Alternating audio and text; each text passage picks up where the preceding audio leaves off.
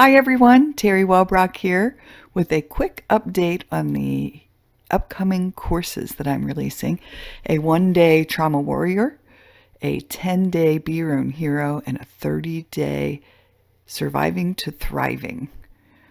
And I sent them out to beta testers, and the response has been absolutely incredible. I'm so excited. I'm just doing a happy dance in my chair.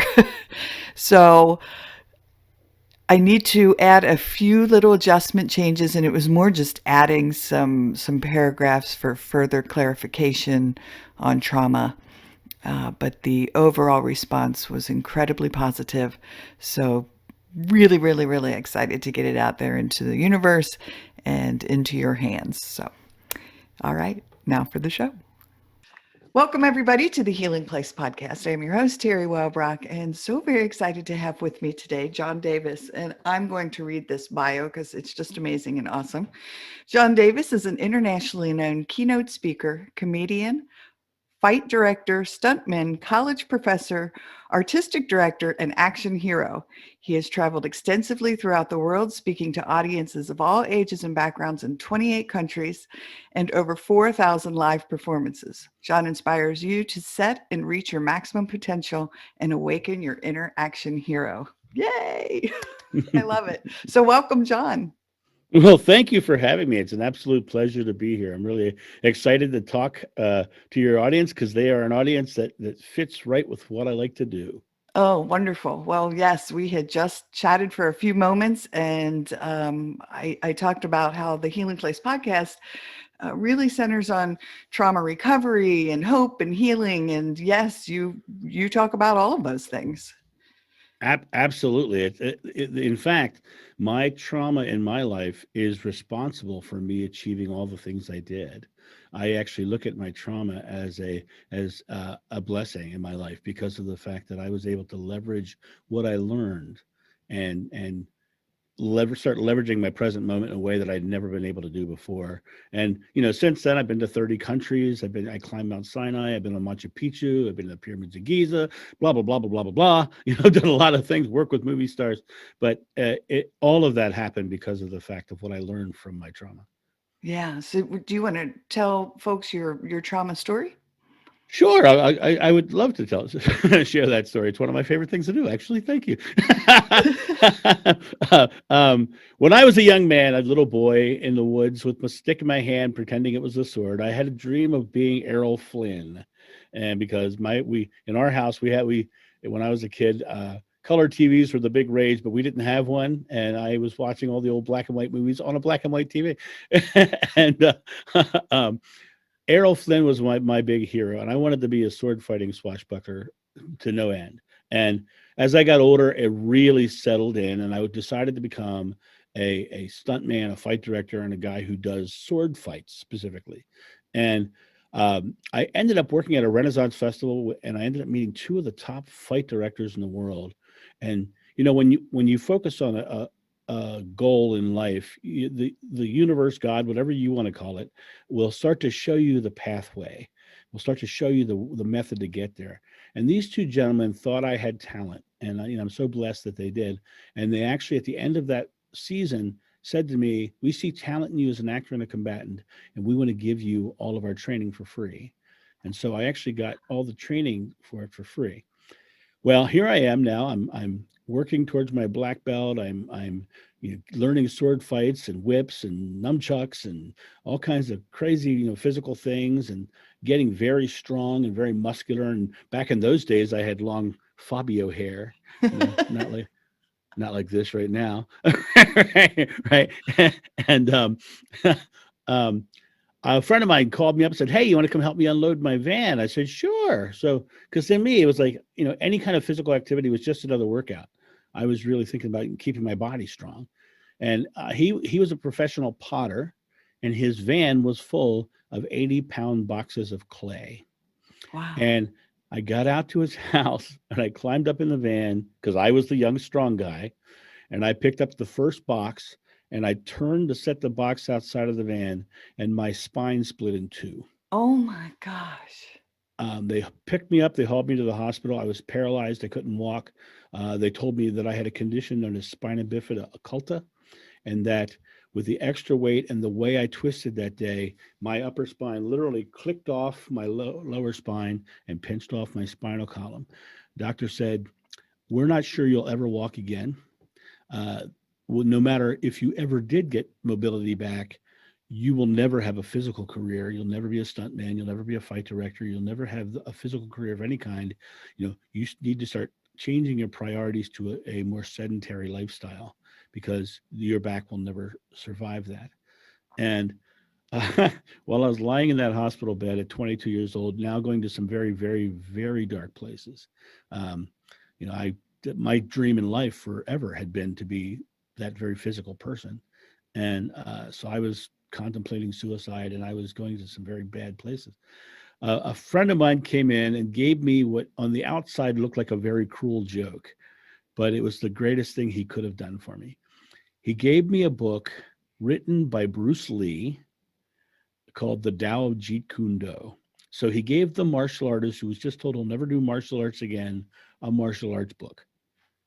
Right. So Right. here I am. So I'm starting to read this book, and it's an interesting book because Jeet Kune Do is Bruce Lee's style. But the interesting thing is his style is more of a philosophy than it is a style. And so when you're reading this book, you're reading his philosophy on martial arts. And I latched onto this one section where he talks about mental flexibility. He talks about the idea of being like water, and something comes up and it seems like a controversy, an adversity or an obstacle. Instead of stopping yourself or deciding to crash, you know, you flow around and through and over rather than and you work with the obstacle. And so here I was looking at this obstacle in my life of you'll never be a stuntman, your back is done. And I decided that I could not take somebody else's belief about my moment, my life, and so I had to change my perspective, not take on what somebody else was telling me I couldn't do, and instead take on what I was going to do. And so I started leveraging my present moment, and that was another thing Bruce Lee's book talked about was the present moment. Be very present. Yeah. Don't worry about what happened in the past. Don't worry about what's going to happen in the future. Be very present. Set goals for your future, yes, but be very present. So here I was being very present in my present moment. And the doctors had said, "We want to put a pin in your back to hold your spine together." And I refused. And they were very unhappy with me at that point because I knew in my mind, if they put a pin in my back to hold my spine together, I'd never do a high fall or a roll because my back wouldn't be flexible enough to do it. So instead, I started doing uh, flexing the muscles of my back. And I started with my upper body, and I just started flexing my muscles, taking this moment and making a very successful moment of flexing my upper back muscles. And then I slowly lowered it down. And the day that I flexed my hip muscles, the doctors were amazed. And then by day 30, I was sitting up on the edge of the bed. And at 6 months, I was walking around like a normal individual. At a year, I was probably back to what you would call completely normal. I was not as big and buff as I was when I was, doing the work before. And then at a year and 6 months, I gave myself a gift. I climbed up on top of a 3-story tower and I jumped off. And I landed in a fall pad way down below. And over the course of the next several years, I established this mental process that I'd gone through. I figured out what it was. And it took me going out and meeting amazing individuals in my life and hearing their stories for me to then say, okay, that's what I did too, and create this other process that I Wow. Yes. have. It's a And long story, isn't yeah, no, but it's it? it's mesmerizing and I love it, and it touches upon so much what we've talked about here on the show before of being in the now. We talk a lot about mindfulness and being present in this moment. And even though we have trauma history, and we can honor that history and the impact it's had on us, just being present in the now helps us live a life of gratitude and yeah, really to focus on all the gifts, all everything we have in this moment. Yeah. Right, exactly. And it's the system I created was called the 5 Fs, and you just said number 2, and that was focus, right? And number 1 is fearlessness, is managing your fear. And it's interesting because when you talk about fearlessness, you can't really go there, because you have to figure out what fear is before you figure out what fearlessness is, right? You have to know what fear is. And I talk all over the world now as a corporate speaker, and I always ask my audiences, give me a definition of fear, and the room always goes silent. And then somebody in the back of the room, you'll hear it, and I've heard it hundreds of times. You'll hear this: false evidence appearing real. Right? Somebody will always say that response, but I don't believe that's the correct response, and I'll tell you why. Because when you break down fear scientifically, fear is an emotional reaction to a future event that may or may not happen, with you focused on a negative outcome. Because if you weren't focused negatively, you wouldn't be in fear. You'd be anticipating a positive outcome. So Right. it literally breaks down to negatively focused uncertainty. So that's what fear is. Now, I when you delve into spirituality, Buddha says the secret to enlightenment is the eradication of fear. And so we have the power to eradicate and work through our fears. Now, there's a couple different ways of doing that, and this is going to be interesting. When someone tells you that you're never going to walk again, or you're coming to that traumatic place, it immediately elicits a fear response. Immediately elicits a fear response. And the way you break the fear cycle is, first of all, you have to recognize where you are. You have to recognize that you're in fear. And I say that very specifically, in fear, right? Because when you're inside of something, you can't control the direction of it, or handle, or even eradicate it. You can't get rid of it. So the first thing you have to do is label it, because the mere act of labeling it makes it external, because now it's something separate as opposed to something that you're in. So I am in fear. And the way you just discover you're in fear is just look at your state. Are you in a positive state or a negative state? And if you're in a negative state, you're in some sort of fear. I don't care what it is, what the fear is, right? The next thing is, once it's external, you have to realize that we talked about fear being an emotional reaction to a future event. Fear Right. is not fear is not rooted in your present moment. It doesn't exist here. It's an emotional reaction to something that's non-existent in this moment, right? So you have to realize that you don't have to do it here. You can do it there if something goes bad there. The interesting thing about that statement is you never get there, because you're always Right. here, right? So keep that in mind too. But actors on stage are trained, and I want to kind of share this because it's really interesting. They're trained, if they're on stage in front of thousands of people and they forget their lines, they're literally trained to exhale and relax all their muscles, and all their lines come rushing back into their head, right? And the reason this is because we have a primal response to fear. Hmm. Every person on earth, every animal on earth has a primal response to fear.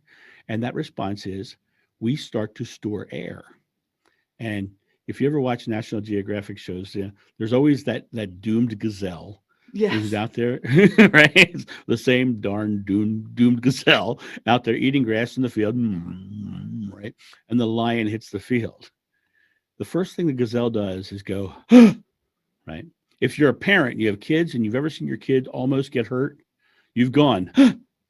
you've had that experience. If you don't have kids and you've been to horror movies and there's a jump scare, you have that same response. It's a fear response. It's a primal response we all have. Most people, when they get in fear, they don't feel like they can breathe. Oh my God, I can't breathe. I can't breathe. I can't breathe. It's not because they don't have air. It's because their body is conserving air so they can run further and faster. And the reason the thing works with the actors is they exhale. They right. And I'm a firm believer that if you're in an addiction of some kind, what you're doing is you're medicating your fear, right? And the reason you're medicating your fear, I can kind of prove it, is because if you watch a smoker who's addicted to smoking, they light their cigarette up, and the first thing they do is they go, oh, and they allow themselves to exhale. Then you watch a drinker, and he goes, ah, and he allows himself to. Then you look at somebody like me who takes that bite of that pizza, and I go, oh, right, right. That exhale, we give ourselves permission to exhale, and we've associated it with a substance. And so it's that fear response. That exhalation is releasing the fear response. And because, like the actor, all the lines come back into their head immediately as soon as they do that. Same thing with you. When you exhale, you shut off the response and you can start to think again, which is a different animal. Yeah. So that's the first of my 5 Fs. You want to talk about that for a little while? You want me to go on? Oh my gosh. I'm again one of the most brilliant and beautiful explanations of fear that I've had yet on the show. Truly. I mean, Well, thank amazing you. because I mean, we have researchers and therapists and so many people come on and talk about, the prefrontal cortex, and we talk the science part of it, and it's great and it's wonderful and it's good to know the science, but just yeah, to have it in that just I can see as you were speaking as a picture, seeing the gazelle and the yeah, and Yeah. I Well, we just, what's really interesting is I studied neurolinguistics, I studied hypnosis, and I did study some psychology. I didn't go very far into it, but um, I find in life that you need to be approachable for content to be retained. yeah, And for me, you have to make it something that they can relate to. And so to talk about fear and using the frontal cortex and all that stuff is wonderful. It's great. It's good to know it. But 99% of the people you talk to aren't going to retain the information because that's just book learning. Right, right. right, It really is. It has to be experiential. They have to be able to experience it. That's why I talk about, you watch your kid almost get hurt. You go because they know what that feels like, right? So here's the next part of this. I'm going to jump right into the next one if that's okay. sure, yeah, Okay, so that was fearlessness. The second one you mentioned already. It's focus. You know, I did 6 USO tours. I went to the front lines of Iraq and Afghanistan. And I talked to soldiers in the field, and I said to them, I said, how can you go into a situation and know that you're probably going to get shot at or have bombs shot at you or blown up around you? How could you do that? The first thing they said is they had to set their fear aside, and they did it in the exact same way I just said. They exhaled, right? Then they said, well, we also have another thing that makes it a little easier for us to reduce our fear, and that's we have an objective. yeah, We have a goal, something to focus on.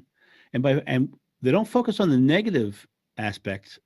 They focus on the positive creation of that goal, getting that goal, right?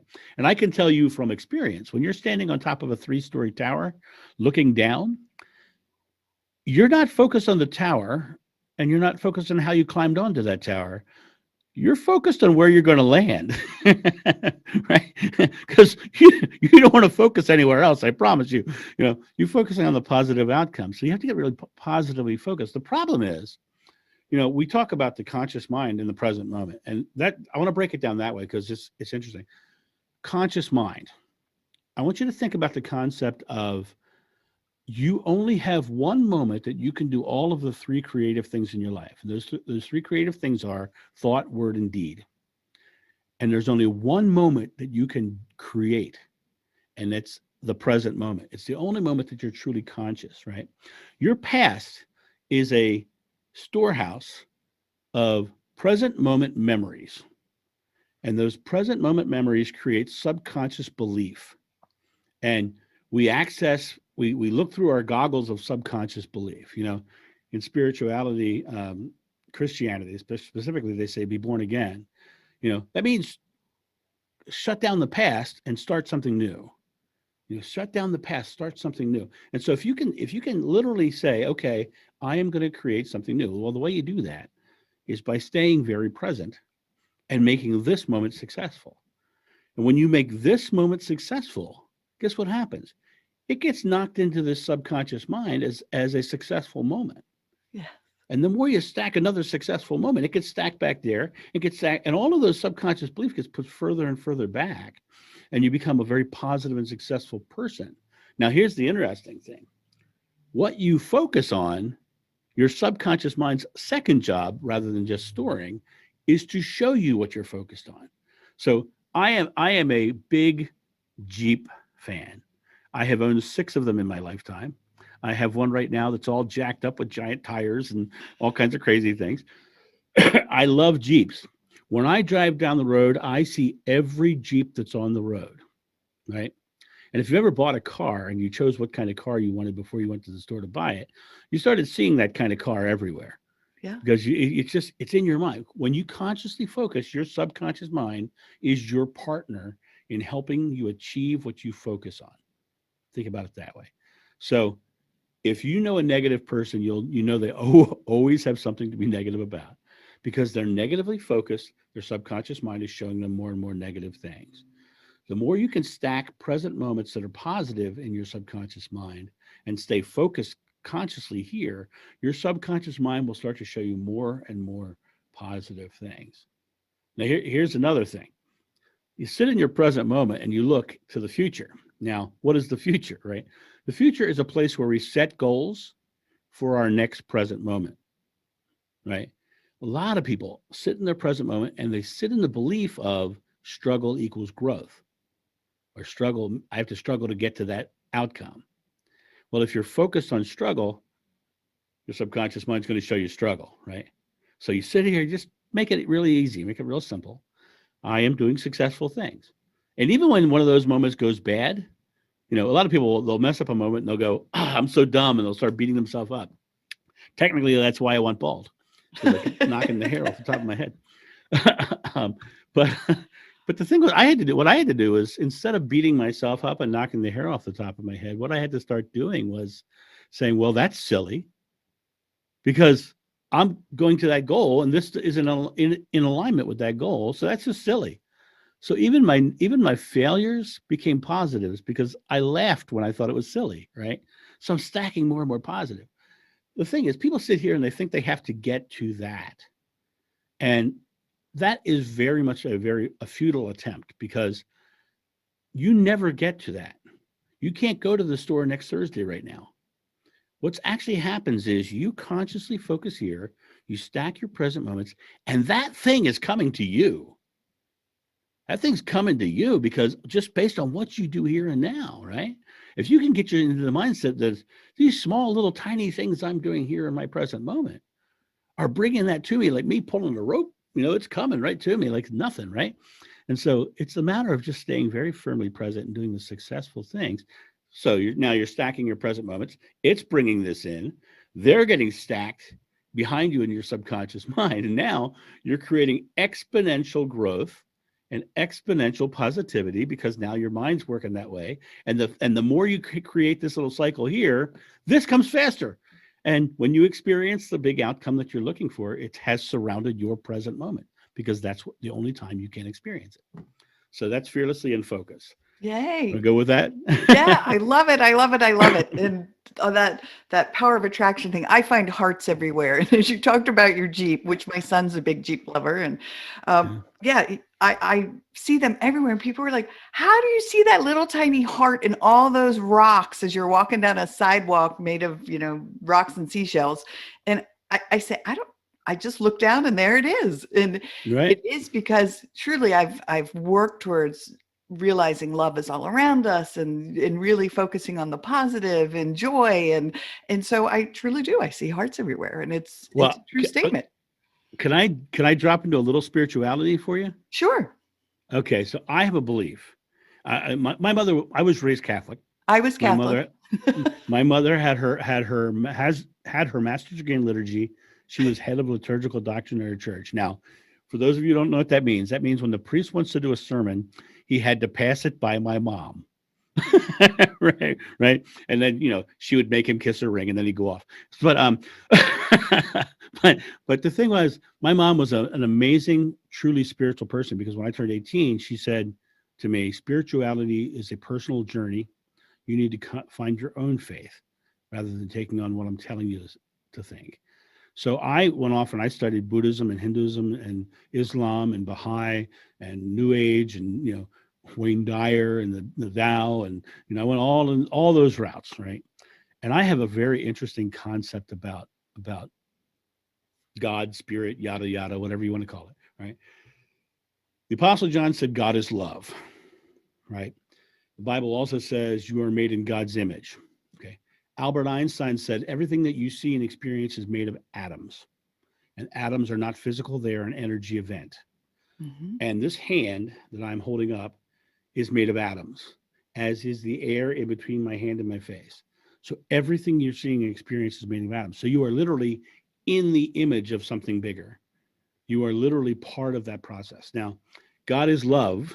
right? So if God is love and all this stuff is love already, right? What's breaking me out of not experiencing love? Well, God was so loving, God, yada, yada, whatever you want to call it, right? Was so loving that he gave us our fear and a control knob, a dimmer switch to control, because you can't measure or know something without knowing the opposite. And fear is the opposite of love. So you are the one in control of cranking that up and not seeing that love, or cranking that down and seeing it all, right? And so you have the control. That's why we're here. We're here to experience that source, in my mind. And that's what I've extrapolated from Buddhism and Hinduism, all these different, because I find universal truth in all of it. And so I find that we are here to experience our source from the perspective of our fears. And and so to me, that's really interesting. That's why Buddha said the secret to enlightenment is the eradication of fear. So when you get focused on the idea that the world is a more positive than negative place, you start to experience more of the positive, and the positive is the loving aspect, and the negative is the fearing aspect. And so by addressing your present moment from a very positive place, the world is a predominantly positive place. Yeah. I live in Akron, Ohio. And if I was going to commute to Cleveland, Ohio for job, I would pass 1,000 cars on the road every day. And once a day, I might see a car on the side of the road with a fender bender. Maybe. Probably not even every day, but we'll just say every day.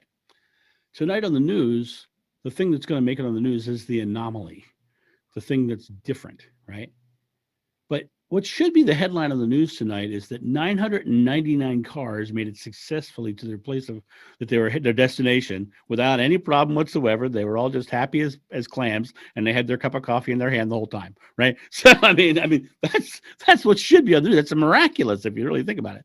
We live in a predominantly positive world, and if you can think that way, then the world will show you that way. Beautiful. Yes, and I love it. And how very true that, which is why I don't watch the news. Really.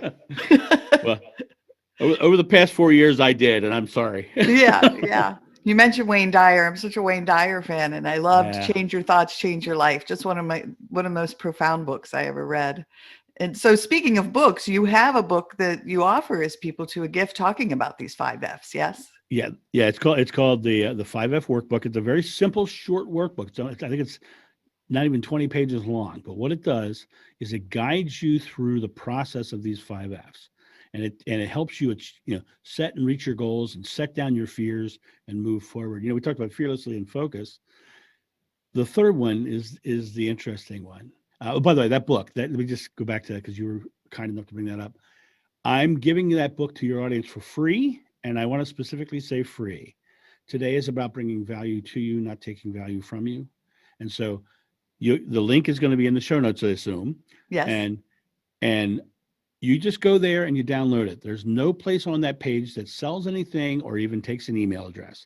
It literally is a place for you just to get this book, because the more people who get this book and put this 5Fs into action will literally change the world in a very big, big way, because they'll be creating positively and they'll be living more productive and enjoyable lives because they've set down their fears in the process. Wonderful. Well, thank you. Yeah, you're welcome. You ready for number 3? Number 3, let's do it. All right. So we had fearlessly and we have focus. The number 3, when you look at the 5, the middle number is the thing that holds up the 2 on either side. So it is the core of everything. Yeah. Right? Faith, belief, confidence. Fearlessly focus with faith, right? That your confidence in your outcome. I can sit in this moment and like here. This is where I bring up my conversation about affirmations. I don't believe in affirmations, and it's just controversial in the metaphysical world to say that. I believe the word affirmation means to shore something up that isn't solid. I'm trying to affirm something. I'm trying to make something that's not solid firm. I 100% believe in declarations. I just declare my life. I declare my life. And in this moment, you're in affirmations. Your belief is one place. In declaration, now this is the way I see affirmations. The New Age thinking will always tell you, like, say for instance, say I wanted to drop 100 pounds, right? the affirmations tell you that you're supposed to say, I am a thin person. I am a thin person, but I still can't see my shoes. Right, right, right. I can't believe it. I can't put faith or confidence in the fact that I am a thin person when I'm not. But I can in this present moment, or as I would call it, the I am moment, right? Not the I will be or I was, right? In the I am moment, I can in this moment say, I am eating well. I am getting thinner. I am creating a healthy life. I'm creating a physical body that can do amazing things. I am, right? Here's a little spiritual voodoo for you here, right? um, Jesus said, whatever you ask in God's name is granted. Moses climbed the mountain and he talked to the burning bush. At the end of the conversation, he said, what's your name? Everyone's going to want to know. And the bush said, I am. So whatever you're saying with I am is what is being granted. Now, here's the cool part. That statement I just made, whatever you ask in God's name is granted. That wasn't the good comment. The next sentence was the best part of his statement. Nothing will be impossible for you.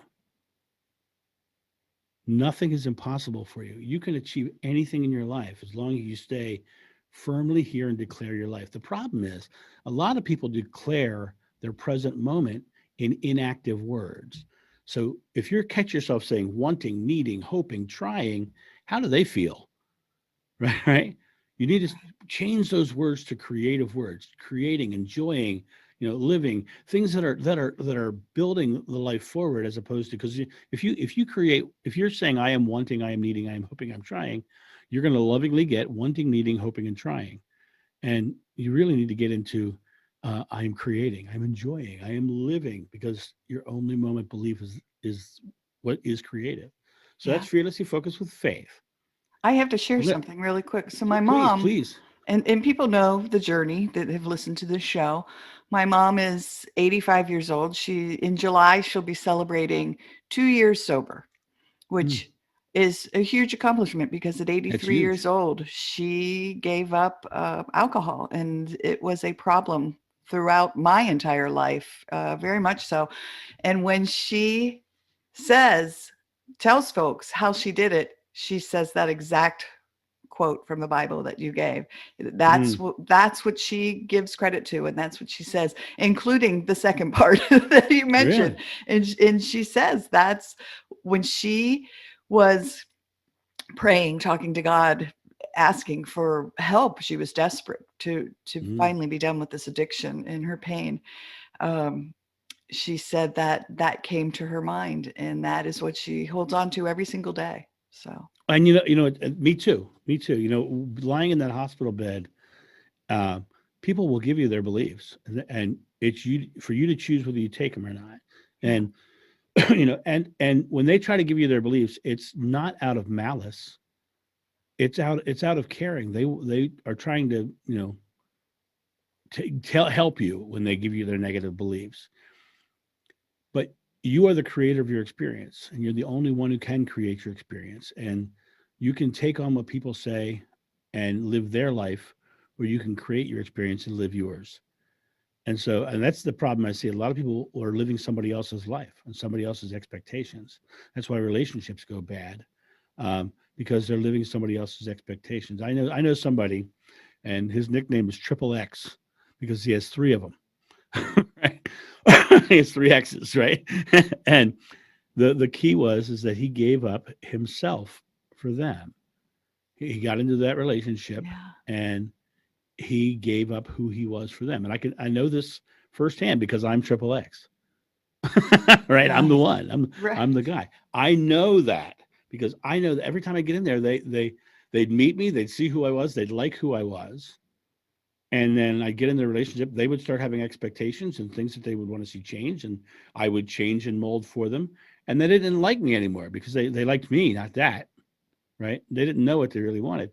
The thing is, if you want to be loved in this world, you have to be you for someone to love you. If you're changing who you are for somebody else, you're not being you.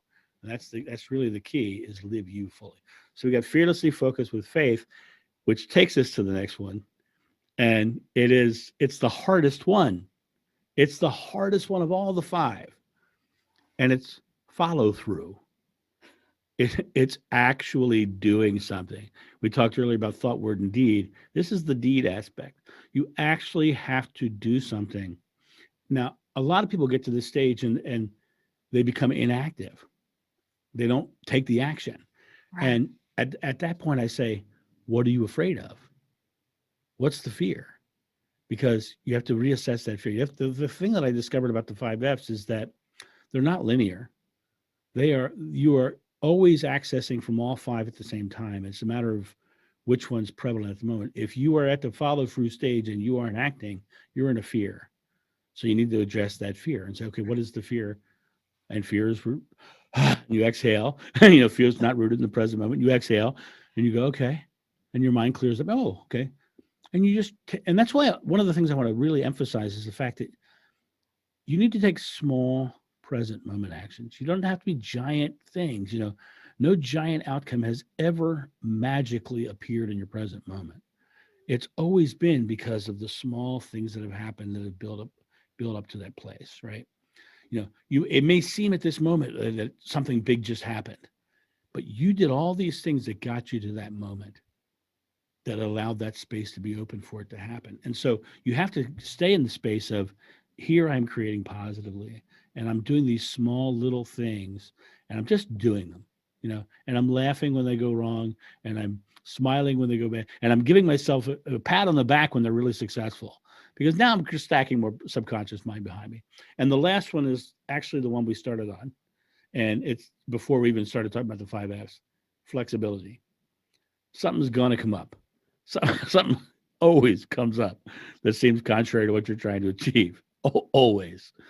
And it's for you to stay flexible in those moments. It's for you to literally look at your experience and go, right here, right now, I am getting my goal. Now, we've already discussed the fact that your subconscious mind is already helping you get what you consciously focus on. So if you believe that, and I know it's true because I've experienced it, if something comes up between me and my goal, it's because my subconscious mind just said, this is something that needs to be addressed to get your goal, not something that's going to stop you from getting your goal, something that needs to be addressed. Now, sometimes addressing it is interesting because sometimes it just needs to be incorporated into what you're doing. And usually it makes it better in the end, or it has to be completely dismissed as this is just folly, right? Or, and sometimes it has to be addressed in a way that it gets turned off.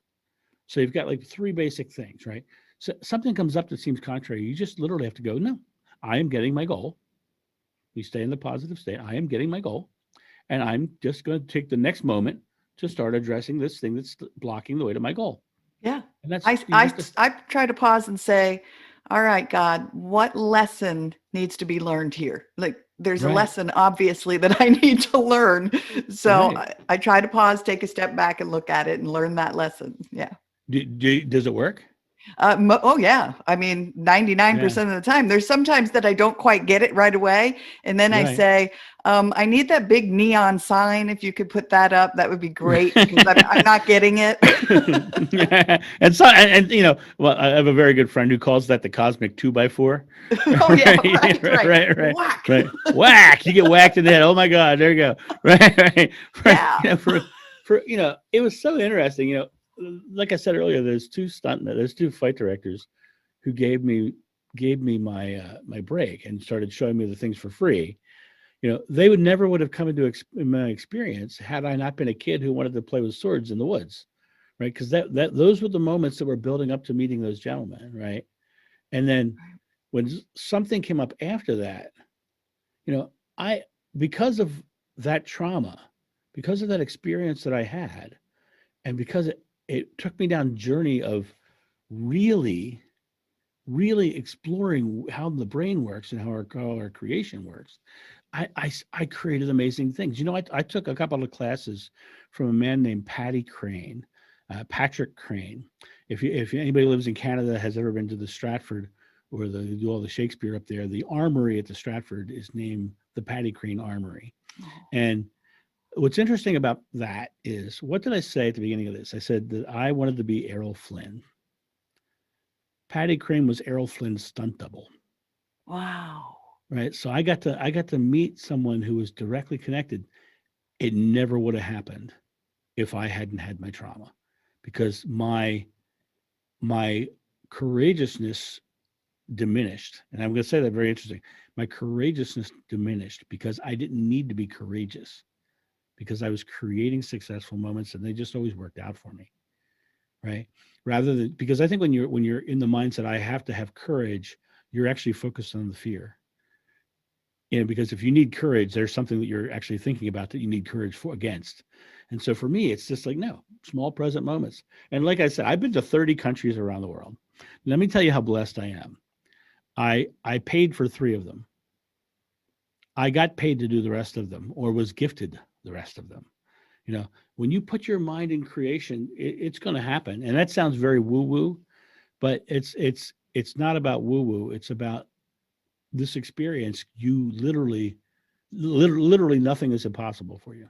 Yes, and And I'm here to back you up in that it's not woo-woo. It truly is, as you open yourself up to the possibilities and really invite them in. I truly every day make a concerted effort to invite abundance, abundance of joy, abundance of connection, abundance of peace, right. And success. here's something really, you talk about law of attraction. I was really delving deep into the law of attraction stuff. And, you know, The Secret was an awesome book, but I thought they're a little too focused on the numbers and the money, Right. because I think that the universe, consciousness, whatever, is giving us things all the time. And I'll give you a really big example.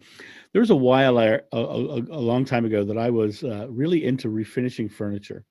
I used to buy them at thrift stores and bring them home and strip them down and redo them, and loved it. And I found this beautiful swivel top mirror dresser, and I brought it for $25. I was like shocked. Brought it home. It looked terrible because all the varnish was cracked, and so I stripped it down. And I did, but the thing that it was missing was the 2 finials that hold the mirror on. And I was like, okay, I am receiving my finials.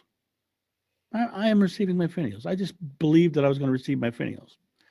And I set my dresser to the side for a couple of days, and I was out, and I stopped at another thrift store, and I found a rock maple desk. Beautiful, solid rock maple, little tiny desk, but heavy as heck because rock maple is very heavy. Loaded it up, brought it home, set it down right next to the thing, opened the drawer. The finials were in the drawer of the maple desk, right? In the drawer, right? Didn't see them when I bought it, only saw them when I got home and set it next to the other one, right? It sounds magical. If Einstein's correct and everything you see is an energy event, and Edgar Mitchell, the Apollo astronaut, is correct when he created Noetic Science. Have you ever heard of Noetic Science? I haven't. Noetic Science. When Edgar Mitchell was coming back from one of his Apollo trips, he had a transcendental experience coming back to Earth, and he was trying to figure out what it was, and he wanted to figure out what it was from a science base. And which I think is really interesting, because back in the 30s, Edgar Casey said that a new science was going to be created that would bridge science and spirituality. And Noetic Science is exactly that science. He's actually taking the transcendental things that happen to him and discovering how they work. And he discovered in Noetic Science, they discovered that when you think, you can literally measure the thought waves in the atoms. You can literally measure your thought. He also discovered that when you focus your thought on a very specific point in space, that something is happening there. They don't know what it is yet, but there is something that they can measure that's there. They're not sure what it is. So not only is our thought measurable, our thought is focusable. And not only is it focusable, but it's creative because something is happening. It might be creating an event of some variety, but if everything is just an energy event? So everything you're experiencing is a thought in the beginning anyway. And I know we're digging real deep into stuff right No, now, I but love deep dive away. um, so they're proving that our thought creates. And so what you think you become, you create your world. Buddha, you are the culmination of your thought. Krishna, you know, You have to be the change you want to see in the world, Gandhi, right? Those are all the same things. What we think is creating our experience, and it's creating our experience to the smallest degree. So my experience in that moment with those finials was, I am creating finials. I am getting my finials. I didn't say I never once created I am buying my finials. I never once created I am, going to go to Egypt. It just happened. It literally happened. I am going to do that. I just took the I am moment and believed it. And then it's not your job to know how. Right. It's your job. It's your job to actually literally ask, believe, and receive. You know, it does not say ask, believe, and if you can figure out how. Right. Right. You have to ask, believe, and receive. For me, getting out of that bed, I literally declared my I am statements. I am a stuntman. I am becoming a stuntman. And I started flexing the muscles of my back. And then when I finally got to the point a year and a half later of standing on top of that tower and jumping off, I was a stuntman. I was a stuntman. I mean, I've worked in movies with movie stars, and I've done crazy things. Now I'm a cinephile, so I don't like to talk about stars that I've stunted for or done things for, because I think that takes steals the magic. It's like seeing Right. the wizard behind the curtain. So Yes. right.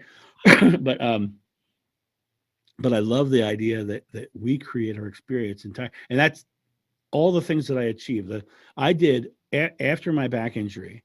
I did over 4,000 live comedy sword fighting stunt shows all over the world, and it was only because I asked, I believed, and I received. And I took my 5 F's. I fearlessly focused with faith and followed through with flexibility. Yeah. I love it that you call your affirmations declarations. I created a bunch for myself that are in the shape of hearts. Surprise, surprise. But they're all I am statements. I am Mm, peace. I am.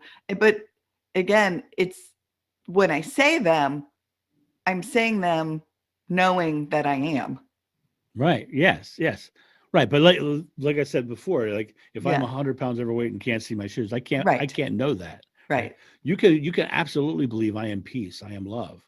You can absolutely believe that. And the reality of the I am love statement, especially if John is correct, the Apostle John, great name, by the way. If the Apostle John is correct, and he says, and God is love, and you are the child of God, which is what Jesus said. Now, here's something that I'm going to throw a little wrench into the spiritual works here. Um, Jesus said, "You are the children of God," and he said, "I am the Son of God." What's the difference?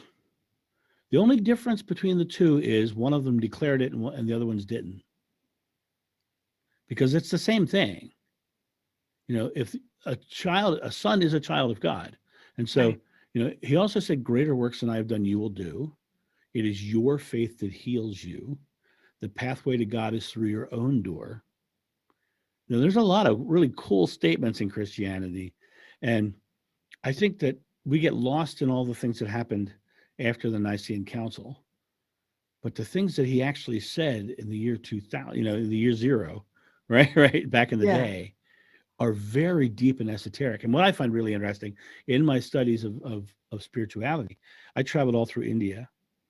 And when you're traveling through India and you're studying spirituality in India, you keep hearing about this guy named the Prophet Isa. They call him the Prophet Isa. And I'm like, who's this Prophet Isa? And you hear little things. And they'd say, yeah, well, when Isa was on his trek, he did this. You know who Isa is in India? It's Jesus when he's not in the Bible. And they literally show you the path he walked and the things he Wow. did. And then when you take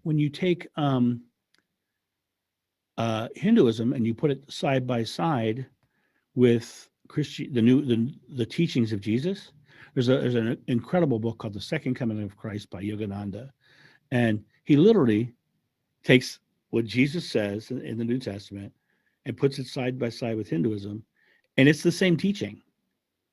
It's the exact same teaching. It wasn't until the Nicene Council when Constantine had the council declare that that Jesus was the not only the Son of God, but God, he was God on earth. And at that council is when when everybody else became wrong, and you had to take on what we believe. And so it's really an interesting animal, the idea that Jesus was someone who had this greater knowledge of our own divinity and our own direction, and he and Buddha probably could have hung out together, you Right. know, sitting around having a beer. Hey, yeah, this is great. Isn't that great how we both can create anything? Right, right, right.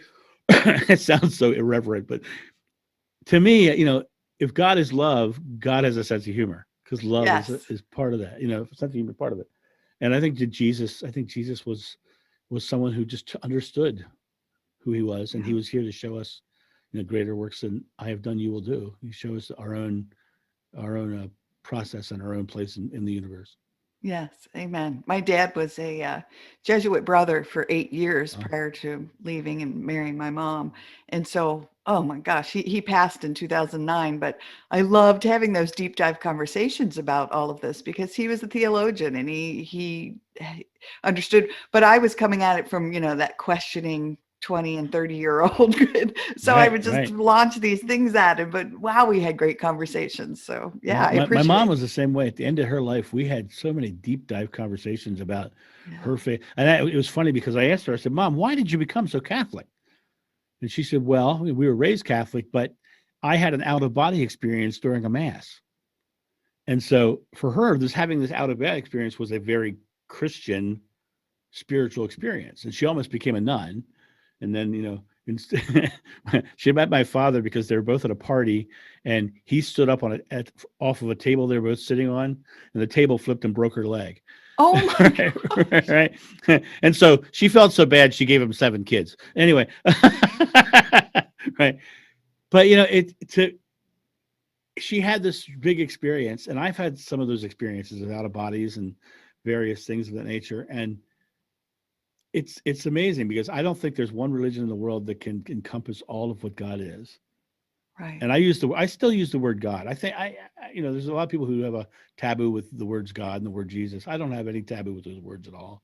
I think that they're just misinterpreted in 325 with the Nicene Council. That's where I think it went Yeah. wrong. But um, I think that it's all truth, universal truth. In Hinduism, they would call it the Dharma, the universal truth that supersedes religion. You know, ditch the dogma and dig into your Yes. dharma. Amen. So, all All right. right. So, any last thoughts that you wanted to touch upon before we close out? Oh, we went some crazy places, This was didn't we? awesome. No, actually, just to realize that um, today's choices are tomorrow's outcomes, and if you take today's choices and you act upon them with fearlessly focusing with faith and following through with flexibility, then you'll achieve anything you've ever asked for in your life. And of course, the way you find me is corporateactionhero.com, and LinkedIn and Facebook and Twitter are all there, so you can go there and find those if you want to find those. And your daily I vlog, which my I said I loved. I listened to this morning's. Yeah. Oh, thank you. Every day. That sounds redundant. Every day I do a daily vlog. Right. And there's also my Interaction Hero podcast is there. And right now, I tell your audience, challenge yourself every day. And right now, I'm over the past couple of years, I had some health challenges, and my voice went away. And I'm challenging myself every day to sing something new because my brother asked me to sing at his wedding in June, and I'm going to recover my voice by then. Did you hear what I just said? I am going to recover my voice by then. I am recovering my voice. And so every day not probably won't be every day, but I'm putting out videos of me singing songs that are hard for me to sing. All right. And so hold me accountable. Yeah, I told you I'm going to check it out as soon as we're done. So awesome. All right. Well, thank you again for the work you do and being here to shine your light of hope. Well, thank you. It's been an absolute pleasure. I've really thoroughly enjoyed it. I see we've gone extremely long, but I enjoyed it very much. Oh yeah. Well, and again, I always say, we'll try to record for this amount of time, but I love it when again the conversations take on a life of their own and so authentic and real. Yeah. Yep. Awesome. All right. Well, everyone, thank you for joining us today on the Healing Place podcast. And until next time, remember, be gentle with yourself. Thanks. Bye bye. Thank you so much for listening today to the Healing Place podcast with your host and trauma warrior, Teri Wellbrock. If you enjoyed this episode and want to learn more about Teri, her mission, and the Hope for Healing journey, visit Teri's website at www.teriwellbrock.com. Thank you for liking, commenting, sharing, and offering your reviews on our YouTube channel, audio outlets, and Facebook page. And as Teri reminds us, until next time, remember, be gentle with yourself.